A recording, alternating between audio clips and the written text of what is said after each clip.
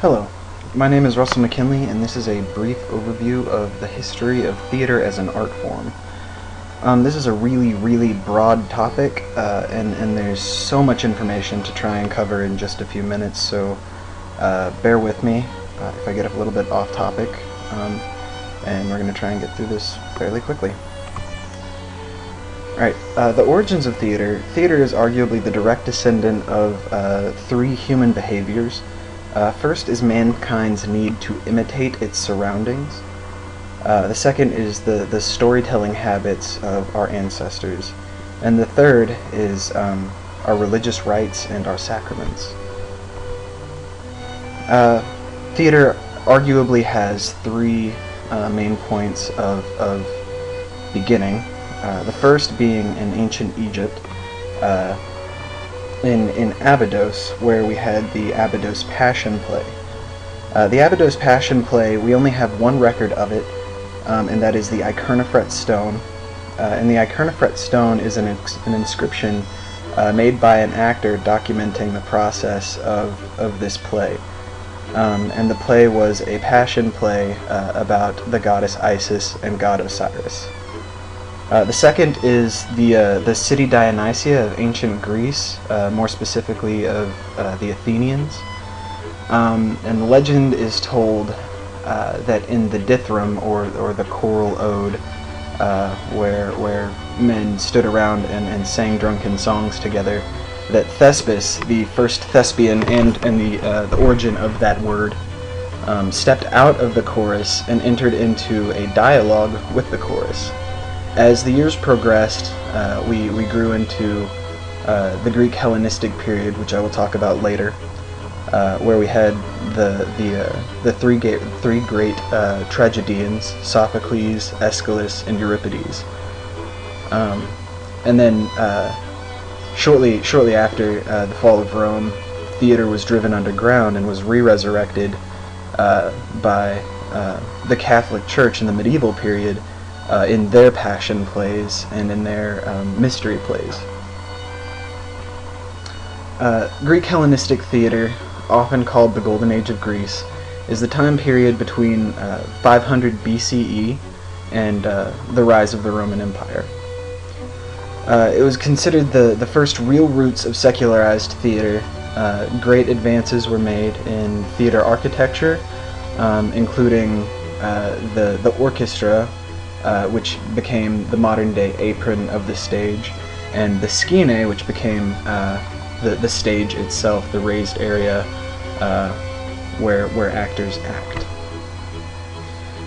Aristotle, a late Greek-era writer, wrote a treatise called De Poetica, which was his method of kind of analyzing the works of the great tragedians, of whom he regarded Sophocles as the most prolific and the most proficient, for his use of word and his unities of time, place, and action. And what originally began as Aristotle's kind of guidelines soon became very hard and fast rules in the neoclassical period in Italy and France.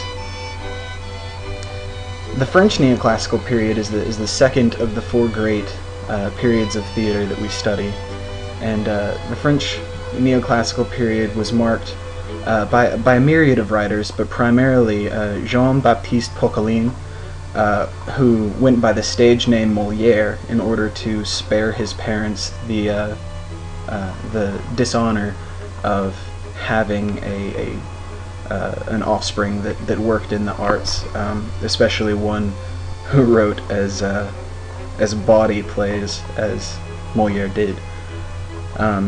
And the period was characterized by strict adherence to the three unities, which means that a play must occur in no more than a 24-hour period. It must occur in one place unless the second setting could be traveled to in less than 24 hours. And it must have one plot, unity of action, where there weren't any side stories being told. You had one protagonist, one antagonist, and it was solely about those characters.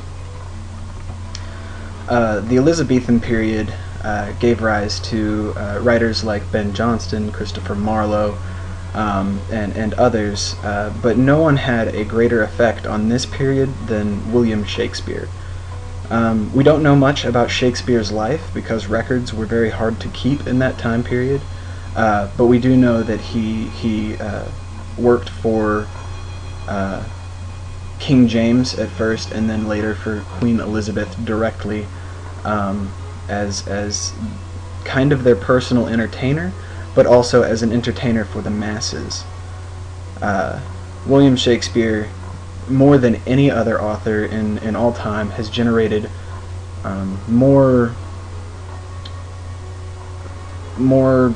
education, more study than any other author, and it's amazing that we have the extant works from him that we do have. The rise of realism was at the beginning of the 20th century, and in this time period, theater had become a mass entertainment, but the acting style was primarily melodramatic, meaning that the characters portrayed were not realistic characters. They were very larger than life, flamboyant kind of characters, and this gave rise to authors like August Strindberg and probably more effective Heinrich Ibsen. And to the modern eye, these works are still not what we would call realism. Realism as we know it today was born shortly after the fall of the economy on Black Tuesday, with Konstantin Stanislavski in Europe working with actors to develop a more serious method of portraying realistic characters, and in America, the group theater. And the group theater was a group of people who intended to focus on ensemble work, group work. There would be no stars, and their intention was to create as realistic characters on stage as possible. And this is where we get the phrase, realism is a slice of life, and that's what they strive to create on stage. The modernist era of American drama typically revolves around the time of the ending of the Second World War. The group theater, though they began before the war began, they were instrumental in creating that kind of drama, and they gave birth to the careers of authors like Clifford Odets and Arthur Miller, and they worked to create some of the most influential pieces of live theater in Western drama, in the mode of modern storytelling, and they gave rise to works like Clifford Odets' Waiting for Lefty, Arthur Miller's Death of a Salesman, Arthur Miller's All My Sons, and all of these plays, they talk about the social aspects of the day and the social issues of the day, and it made it very relevant to the public's eye, and it brought theater to the forefront not only as a mode of entertainment and of storytelling, but also as a means for society to address a social issue, and this was very new to the world. And then we have the postmodern drama era, and oftentimes in theater we talk about where do we go from here, and there isn't a real good answer to that question. As we progress, theater is once again trying to find its role in society. We are no longer at the forefront of entertainment because of the internet, because of TV, because of radio and music being available in mass quantities like it has never been before, whereas theater is an intimate experience between actor and audience. It's a live experience. It's a breathing experience. So what a lot of modern companies have come to is finding more novel ways of telling story. The picture on this slide is from a production from the West End in London called War Horse. And the horses that you see are puppets. They aren't real horses, though if you could see them move, you would forget that they were puppets because of their lifelike motion and their meaningful articulation. To a lot of modern theatricians, we believe that this might be where theater is going, to advance itself in storytelling and also still addressing social issues, but doing it in a very novel way, in a very entertaining way, in a way that the audience hasn't seen before, and maintaining our sense of spectacle. So this has been a theater history overview, and I hope you enjoyed the slideshow and this podcast. Thank you so much.